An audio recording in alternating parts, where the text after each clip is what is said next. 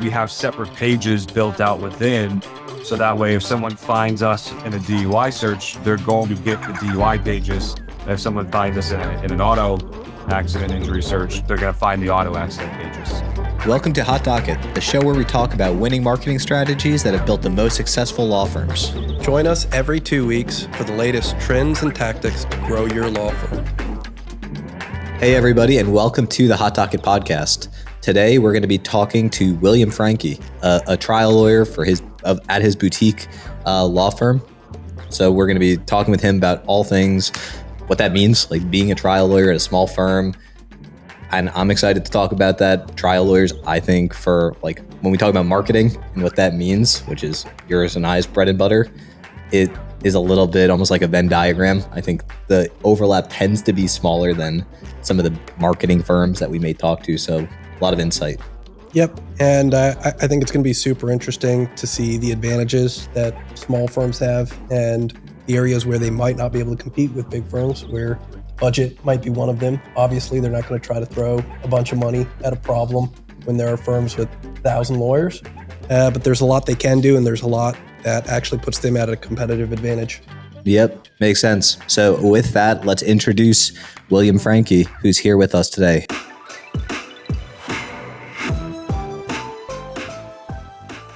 Hey, William. Hey guys, how you doing? All good. I'm going to turn it over to Andrew so he can ask the first question that we put together here. Yeah, so on our side, we're curious about how you decided to become a lawyer. Can you give us a little bit of background on your origin story, how you decided to become a trial lawyer, start your own firm? Sure. And you know, I'd say that how I got here is probably a lot different than how a lot of other people got to even just being an attorney. So if we go all the way back to undergrad, I played baseball at University of Tampa, before that Western Carolina, but I ended up getting hurt. I ended up having Tommy John surgery, but I didn't really have a plan. My plan then was I was going to go be a college coach, and that was going to be that. That was my whole plan. Got hurt. I'm going to give you the kind of super simple short version of it. Got hurt, had Tommy John surgery, and really decided I didn't want to coach anymore. It really just wasn't something that matched up with what I wanted to do, but I didn't have a backup plan. I didn't have this is what I'm going to do if this doesn't work out. So I actually went and my dad was pretty high up in IBM at the time. I said, "Hey Dad, can you get me a job?" He said, "Sure," at the call center in Atlanta where all the other first year people start. Promptly called him back and said, "No, that's okay. That's not really what I want to do." Went and was became a deputy in Pinellas County, which is local here to Tampa, and then Hillsborough County after that. No family in law enforcement, but decided that was where I wanted to go with life. Partway through, a couple years in, I decided I should have a backup plan. That the experience in undergrad of not having a backup plan, I decided I should, just in case something were to happen, just in case I were to get hurt. Law school ended up being that backup plan. I'd like to say it's not because of math, right? The kind of age-old lawyers hate math, but I was actually missing prerequisites to do business grad school. So I didn't want to go do prerequisites because I was never going to leave the sheriff's office because this was a backup plan. Long story short, Thanksgiving 2009, I end up tearing a ligament in my hip. Left the sheriff's office shortly after that. I was already in law school at the time. I was almost done with law school. When I left, I had about a semester left. And that's kind of how I got into being a lawyer. Is really, it sounds, I guess, maybe bad, but it was a backup plan. And the backup plan has turned out to be really good. I had some really good breaks. I had a friend of mine whose wife worked in a corporate general counsel's office, and that kind of became the springboard. It also became the springboard to determine that I wanted no part of corporate general counsel life. That it really solidified that I wanted to be a trial lawyer, right?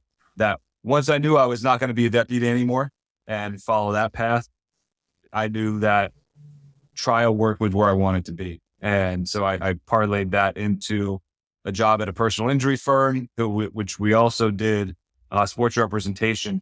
there as well. So kind of took that and springboarded from corporate general counsel into personal injury work at a firm.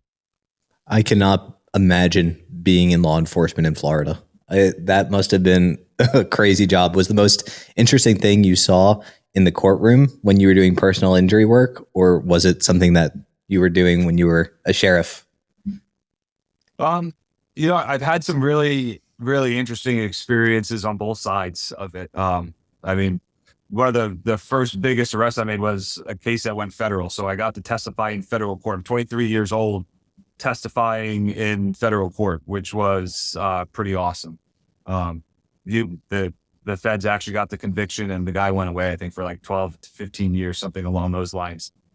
Which, I mean, that was a cool case in and of itself. But then, on the lawyer side of it, yeah, I mean, it's pretty cool being on the lawyer side of it, because you're the one in there kind of directing everything, right? You're making the show happen, right? Trials are a show. Trials are really, when you boil them down, it's less about the facts and more about the showmanship.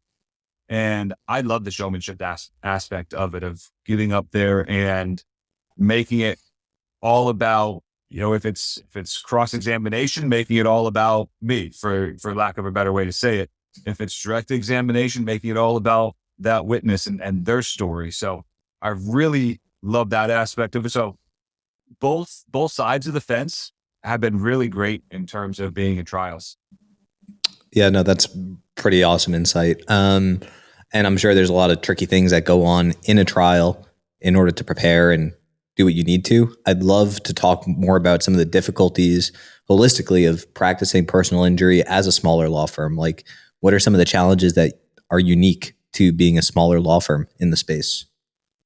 Yeah. So, as a smaller firm, and as being, I mean, we have two attorneys here, myself and one other attorney, and that other attorney handles only criminal matters, and I handle all of I handle all of the personal injury matters, but really super hands-on with the litigation matters. But the biggest thing is I can't devote 100% of my time to just looking at the legal side of things, right? I have no choice. I have to do admin stuff as well. Like, I have to take care of marketing. I have to make sure people are paid. I have to make sure vendors are paid, right? All of those little things that happen in a business, that happen behind the scenes. To me, that's really the biggest difference when you look at it and go, okay, a smaller firm versus larger firm, right? A larger firm is going to have several people in line who take care of all of those things, and kind of your rank and file attorneys are only handling the legal side of things. So that's probably, in my opinion, the biggest difference. That makes sense. So right now, you said your firm is doing both personal injury work and criminal work. How did you decide to branch out and handle multiple service areas? Yeah. And truth be told, it's something that I fought for probably 6 years. This is our 7th year with Franchi Law. This is its 7th year being open. And really, for the first 6, it was, we are going to focus on personal injury, and that's all we're going to do. We're not going to be this firm that does all these different things. And last February, so February of 23, the Florida legislature started this tort reform bill. And if you looked at the initial iterations of it for personal injury attorney, for a plaintiff's personal injury attorney, it was pretty scary. It was essentially going to eviscerate the plaintiff's personal injury law in Florida. The final version of the bill turned out to not really have as much teeth as the original version. In all reality, the bill didn't really do a whole lot to change things, but we didn't have the luxury of knowing that we were going to get into this space that not really seeing a big change. So I really kind of started out thinking, what can I do as a backup plan? What can I do that if this bill gets as bad as what it looks like, right? And if it has such a negative impact on the industry, what can I do? And primarily DUI work is how it started. And it really just came from, well, I spent 6 years in law enforcement. Every year from the day that I started as an attorney, I always had like 1 or 2 DUI cases along the way. I don't think there was ever a year that I didn't have any. So I had the experience of doing it from the law enforcement side. I also had then the experience of doing it from the defense side. I said, look, I can put those two things together and have a little bit of a backup plan in case personal injury just takes a nosedive based on this bill. So that's how we ended up with these multiple practice areas, because the personal injury side stayed the same. The personal injury side has been great. There's been no downturn that I've seen from this new bill, but our criminal defense and DUI side just skyrocketed. I remember when that bill was like in the planning phases or preparing to come out, like you're talking about, and was it Morgan and Morgan that like famously filed like 1,000 or something cases the week of, like the week it was. Yeah, it was far more than that, because I can tell you we filed 70. We filed 70 cases in a week and a half. So yeah, and to put that a little bit in perspective, my goal was about 1 to 2 a month would keep us on a nice even path, and keep deadlines and staffing and everything else. 1 to 2 new lawsuits a month, not new cases, right? But new lawsuits a month would keep us in a pretty good line. And yeah, we did 70 in a week and a half. Wild. Like I still have some relationships at Morgan, and my friends there were like, they looked like they wanted to kill themselves. It was like just a crazy time period. Yeah, it really was. So was there any aspect beyond the diversification that has made your firm stronger by practicing both areas of law, where maybe the process on one side helps the other? Not necessarily. In a sense, yes, but it's more tangential, I think, than anything else, because what happens is we now have a bigger base to remarket, right? The people who have been arrested for DUI at some point, either they're going to get in a crash or they're going to have a friend who gets in a crash. And, the hope being that we do a good enough job on the DUI side that they remember us and our remarketing efforts keep them in the mix, and they remember us on that side. And same thing on the PI side, right? Hopefully we've done a good enough job, and we've done not just good enough, but that we've done a great job on their case. And, lo and behold, something happens, they get a DUI, they get arrested, and we're their first call. So, I think that's where they really can kind of come together. Other than that, they're really very separate tracks. And that's like an interesting point to kind of riff on. One really, really tricky aspect that we've seen with firms that specialize across multiple case types, especially a contingency, non-contingency split, is how to balance the messaging on site. When for a contingency firm, it's so important to say free unless you win, that type of thing. And you can't say that for other case types. So how have you balanced that marketing?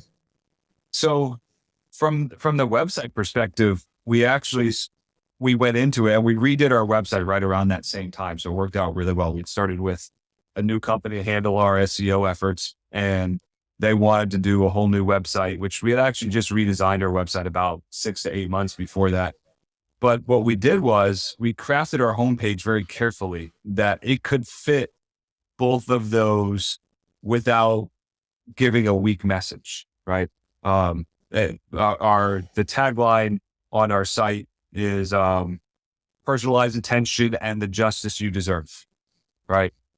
So without really getting into contingency or non-contingency, we're kind of telling you right up front, this is what we're going to do. And it applies to both. And then what we really do is we have separate pages built out within. So that way, if someone finds us in a DUI search, they're going to get the DUI pages. If someone finds us in an auto accident injury search, they're going to find the auto accident pages. Yeah, that problem becomes more and more difficult. Like when we see with full service firms that offer 20 different practice areas where the client base is totally different for each one, and the messaging should be totally different. So with PI and criminal defense, it seems like a doable task. We've seen some other firms where they have to spin up microsites, or not even microsites, just sites that are dedicated to each of the practice areas because the messaging is so different.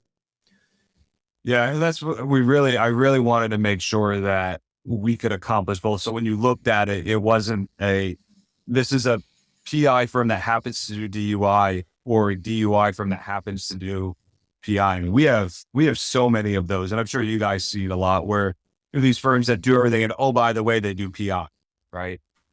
Which is why I really fought bringing in any other practice areas, because I never wanted to give that impression that we do all these things and PI, right? Because everybody thinks personal injury is so easy. And in one sense, it is, but it's not really, right? Like once you get in and know it very, very well, yeah, there's not a lot of like gotcha moments, if you will, right?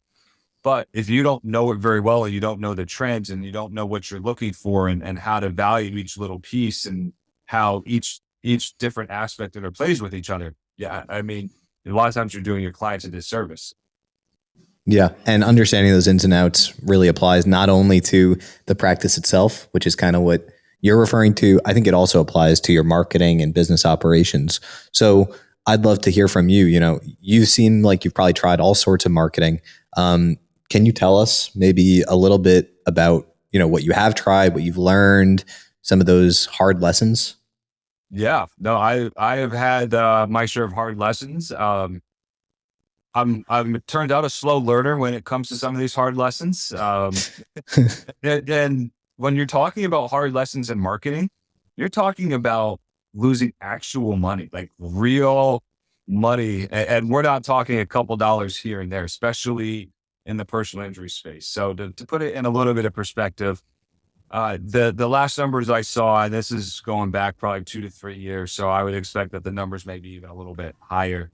But there was, I believe, 5 to 6 firms in Florida, in the Tampa area, not just Florida, but in the Tampa area, that were spending over 6 figures every month on TV alone. Okay. And you know, I kind of went in with, yep, I am going to beat all of these people because I'm going to come with a different message. And people are going to respond because my message is going to be different. Tens of thousands of dollars later, not in 1 month, but over a period of time, because like I said, I'm a slow learner when it comes to that. You know, it's going to work. It'll work next month. Yep. No, next month. That's the time it's going to work. Right. And you know, it just never did. You can't break through. And this is my opinion. Right. But you can't break through the people spending $100,000 a month with, you know, a $5,000 to $10,000 a month budget just because you're doing it different, right? People don't really remember that, and then for whatever reason, they don't hire you. And the weirdest thing that I found in that, because I did TV and I did radio, and that at different times, and tried them both a few times before I finally put it all on the shelf. But I had done, there was Ian Beckles had a radio show here. He had played for the Bucks, and it was one of the higher rated shows on, it was a sports station. And the amount of people that would come up to me and say, "Hey, I heard you on the show," right? And I heard Ian talking about you, because we had a spot where Ian would basically plug me and the firm, or the firm and I. And I got a lot of people that said they saw it or excuse me, heard it, but it literally turned into 0 cases. So there was a disconnect there. So yes, the message was different, right? And in that sense, people remembered it, but it didn't reach enough people to really make any difference whatsoever. Yeah, I think you bring up a really good point where there are certain channels and mediums where you need to hit enough reach and frequency for it to even make sense. And TV, radio, and billboards are one of those where you want to hit a high enough amount so that it really makes sense. And even then, so let's say you are one of the top players in the space and you're spending a couple $100,000 a month in your market and you're in front of more eyeballs than anyone. Even then, the unit economics don't look good for a good amount of time. So a lot of these big firms, when they go into a new market, they're putting like a 3 to 4 year time horizon on that investment, where they say, I know I'm going to bleed for 3 years and the unit economics aren't going to look good. And that's kind of one of the advantages of being a big firm, where you could take the profits from one of your other venues and expand into a new one and have more capital and, kind of put that message out there. And as a small firm, that is something that's very difficult to compete with. But at the same time, I feel like with those smaller budgets and we're focusing on things like referrals, small firms can get a foothold and eventually grow into the size to compete in those areas. But definitely with traditional media like TV, radio, and billboards, you want to allocate larger budgets to that, which might not be practicable for a lot of firms. Yeah, I mean, for a smaller firm, it's that 3 to 4 year window of going, hey, I'm going to lose money for 3 to 4 years. It is almost impossible, right? Unless you walk in with a big nest egg. But I left the firm that I was at. I left with 40 cases. And I worked out of my house until this was before COVID. So working out of your house wasn't necessarily commonplace at the time, right? I had a buddy who I used this conference room if I needed to meet with clients. Yeah, I certainly couldn't bleed 3 to 4 years worth of marketing dollars type of thing. Yep. And I think it's interesting because a lot of financing is now coming into the legal industry where firms are getting private equity backed or they're taking liens against the cases they have as like the collateral. So it's definitely a risky proposition to take on capital like that with the time horizons for like personal injury work to settle, especially the better the case, the longer it may take, and you're paying a high interest rate on it. So there are some strategies where you're right. You need both capital and time for them to work. Yeah. But it seems like you've put a really big effort into differentiating yourself and your brand. And I'm curious if any of the things you've done, like your work setting up a podcast or writing a book or having online videos answering frequently asked questions, if any of those investments have been effective avenues for you. Yeah, I think they each have played a role, right? I couldn't look at any one of them and go, that's the one that gets me 15 to 20 cases every single month, right? It's more of a game of going, I have all these different avenues. I've created this brand, right? And some months, some of those avenues are going to work out and bring us in 2, 3, 4 cases. Some months they're not, right? So it's just a matter of having all these different avenues, having the ability to get out there and do it. And just knowing that those are not going to be essentially what we rely on. So like the question and answer videos that most of them are on YouTube, I don't go, hey, I'm going to count on 2 cases from that every month, or hey, I'm going to count on the book getting 3 cases a month, right? It's the collective with all of those pieces. And then when multiple pieces of the puzzle hit on a month and we go, great, we get 25 cases. We're great. Like we're good. We can handle it. But I try to set everything up so we're hitting 15 to 20 every single month from all of those different spaces. I'm pretty curious, as a smaller law firm, let's say you hit gold, right? You figure out that strategy that generated 25 cases or 30 cases in a month. How does scaling like your capacity to service those clients differ? I mean, in your bigger firm, maybe everybody can kind of reshuffle their caseload between 30 attorneys and it can just work. For a smaller firm, does that mean you have to sprint and hire a new attorney? How does that all kind of play out?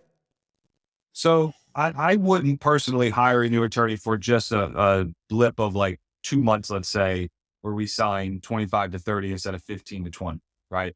Because I would look at it and go, well, that's just a blip. Let's see what month 3 does, and let's see what month 4 does. And then let's game plan where that's going to take us, right? I think that we have the staff that can handle more than what we have, which is good. That's where I want it, because I know that we're going to have those aberration months where we're going to sign more cases than we typically do.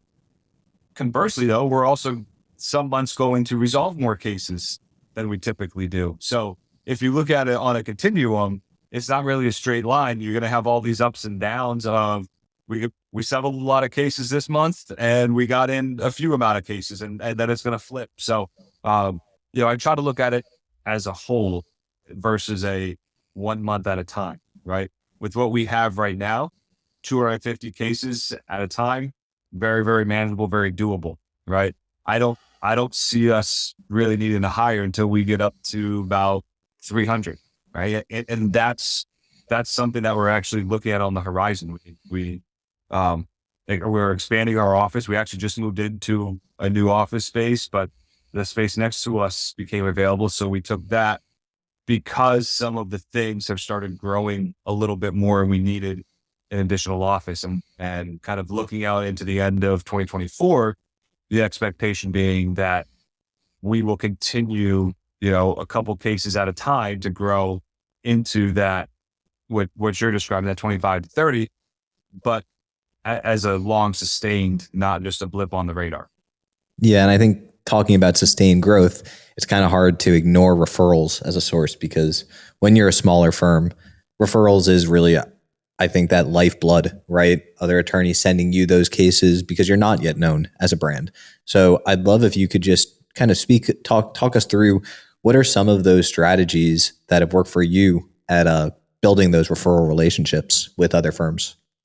So, and that's something that we actually just added in the last 2 years, was really kind of pushing that harder. And what I've come to find out is that not every firm wants to litigate cases, right? There's a significant amount of firms that they want to handle pre-suit cases and they want somebody else to handle all their litigation cases. And it's kind of a small niche, and to just be able to go, hey, and so to get there though, to kind of answer your question more directly, to get there, a lot of it's reputation, right? You can't just start out brand new and go, hey, I want to handle all of your litigation cases, right? For me, it really happened naturally because of the reputation that I've created. And I don't want to call it the brand, because I think the branding that I do is really more targeted to the new people, the people that are coming in off the street, not the other attorneys out there who are looking to refer cases. When I think of my branding or the law firm's branding, to me, that's more of the general public. Whereas my reputation as an attorney and what I've done over time and the cases that I've tried, that's where, I want to target and use to go get those referrals, to network and talk to different people and go, look, I know you don't really want to litigate your cases. I have no problem taking them on. Here's the steps that I would take in this particular case. Right. And really just kind of baby step it that way. And for me, I've never been one that's been, a hard push and a hard sell. It's really been just allowing these relationships to mature and get to a point where they're going, hey, I want to meet with you and I want to see about sending you some cases. And then, a lot of times it starts with, well, I'm going to send you a couple. Okay, great. And then it turned into, okay, well, those worked out really well, so I'm going to send you some more, and just letting it snowball that way. That makes sense. Are there any cases in particular you want to share with us that make you happy, or, make you satisfied that you became a trial lawyer, that you really made an impact on someone's life? It's tough because with what we do, we're a good case, a good legal case, right, means that somebody had something really bad happen to them, right? There's very few cases where I could look at and go, we had a great result, but that person didn't have any life-altering injuries or life-altering events that happened to them that, that just they'll never truly recover from. So, yeah, I mean, I've had some good victories. I will say that. I don't want to shy away from it. Yeah, I've had some 7-figure victories over time, but do I want to say that it makes me happy? Not really, only because I know what the impact was on that person who ended up with that seven-figure victory. That makes sense. Yeah, there's no I think like a lot of people have the wrong idea. I'm not saying anything new here, that a lot of people have the wrong idea about personal injury lawyers and like capitalizing on misery. But at the end of the day, you guys are changing their lives for the better. And I don't, if you have that mindset about PI lawyers, I don't know how you can feel about corporate defense lawyers. I think it's maybe if you're selling your soul, it might be on that side. Let me put it that way. But I know that was your background a little bit. So, and I think like a lot of lawyers kind of went through that journey.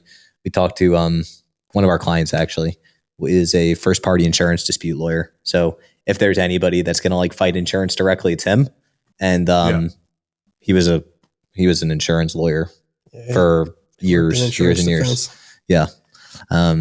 Cool. So we're going to wrap up here, William, with a little game. We always have a game at the tail end here. And for you, I know that you were a police officer, so I wanted to put together a game that would, speak to your skill set, have you put on your detective hat.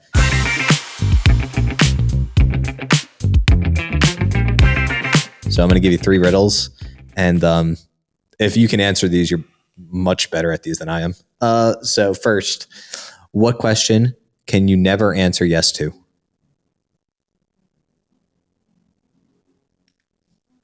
Wow. Is there what? I'm terrible at riddles, number one. It's weird. The only thing that comes to mind, and it's kind of we use it on the law enforcement side, and you kind of use it on the lawyer side of a trap question. It's like, well, when was the last time you beat your wife? Right? Like, well, there's not a last time type of thing, right? There's no actual answer to it. So that's about the only thing. I don't know why that was the first thing to come to my mind. But I'm sure there's a better answer than that. The answer we have written doesn't make any sense. The answer that we put there is falling asleep, but I don't know what that's an answer to either. So we'll call that one a wash. All right. What can't talk, but will reply when spoken to?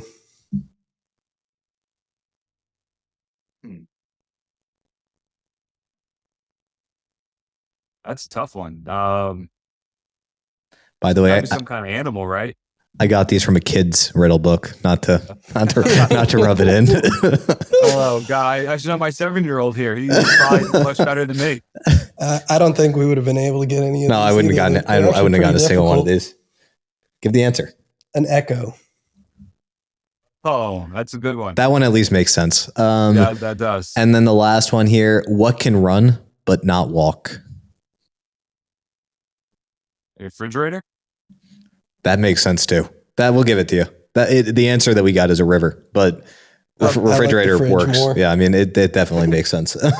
Thanks for joining us, William. This was fun. Really enjoyed getting to chat with you about all your experiences. I think you've got a super unique background, and I learned a lot personally. So, is there anything that you've got coming up that you want to make sure people tune into or learn? I have, not to steal the thunder of your podcast, but I record my podcast every other Monday. So I have that coming up this coming Monday.